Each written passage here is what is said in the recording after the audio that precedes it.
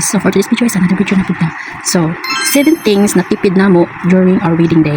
So number 1 guys, bridal shoes. Akong shoes guys, kasi Shopee rin ako ito napalit, almost 300 plus na to siya. Ako napalit ato, din dili po na siya magamit long time jod, sa daday na siya magamit, kaya ano to siya, mas maayo jod ka ng bato-brato ra ba kay di ba na siya kung mahal mo paliton, so kung tipid ka, so dili na po siya mahang budget to, di ba? Dapat 300 lang jud ang shoes nimo. Sa akong partner po daw yung shoes is nasa kuara po siya 300 plus, so maura po siya, di ba? Yung shoes ang napalit. Ito wedding ring namo, so dinilaan man to siya pagpalit guys. Okay, pagpalit namo is hapit na to siya 24, so napalit mi ato nang tangita jud mi sa kanang kaysano.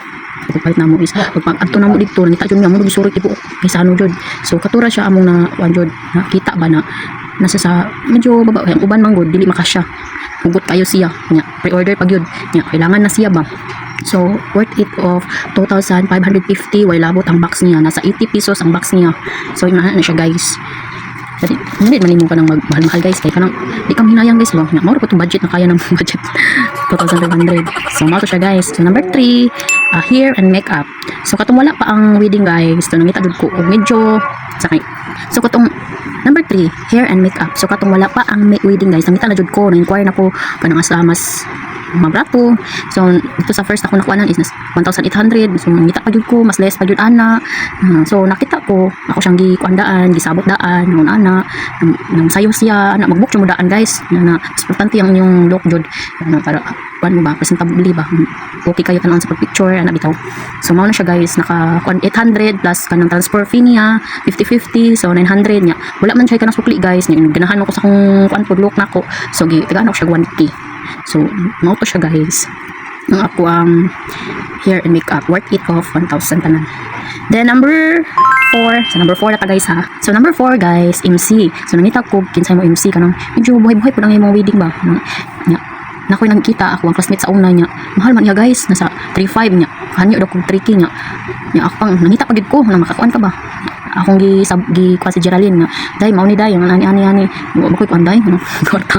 Pwede ka nang halag simple lang good guys, basta kang kuan lang siya, confident lang MC, so hanap siya na way problema day, so ako ri bahala ana. So mao to guys, nakalibre ko sa MC, mao to siya. Tapos number 5 na so wala pa jay problema guys sa mga kuan, libre na ka basta pag MC nimo. So kay friend naman po nako, so ngita jud mo ganang bahalag ka nang musugot ra ko kang simple ra ko, basta confident lang bahawd mo MC pod kanang bahawd na marag ato. So number 5 na ta souvenir na mo. So ang nagasto ako nako ato guys, Shopee ra po nako gipalit. Sinala ko sudlanan daan sa akong anak daan katong yang pagpalit nako 3 years old pa siya ba. So sobra man tong souvenir sudlanan ba.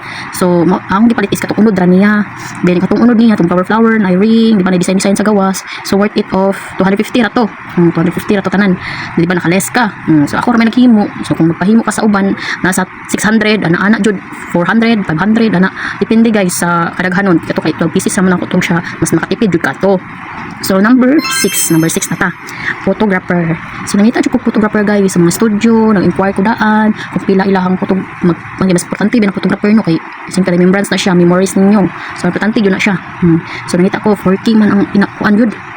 Mahal kayo. Mahal nga bisig ko ilabot ang transfer fee. Transfer niya baka nang padulong. Kadtong ana nagod. So nangita jud ko, so nakoy nakit-an. So 3,500 siya, worth it of 3,500. So nindot po siya kay dito sa wedding jud ninyo, picturean mo hantod sa kanang venue jud ninyo, mosunod siya na bitaw to picture niya. Kuan pud siya kanang wala jud nimo kay i-edit pa daw na niya nasa 5 to 7 days, di ba? Ang iyang katagal bago nimo ma-receive ang mga picture ninyo. So soft copy ra pud siya. Nagaon pud guys, so naka-rent pud ko ato is nasa 2,000 din isang partner, napalita po na ko to. Yaha is sa Shopee ra po itong marong nasa 600. And then sa August niya kanang slacks niya ay nasa 575 ra po nasa sa mall.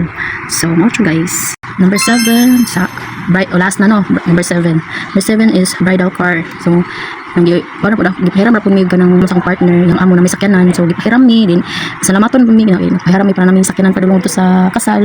And then tubilan na po to 600. Then para po to siya guys, tubilan ba di bali kuan na sa sweldo 600. So mao to siya guys, mas makatipid mo guys para sa inyong wedding kung gamay ra inyong budget.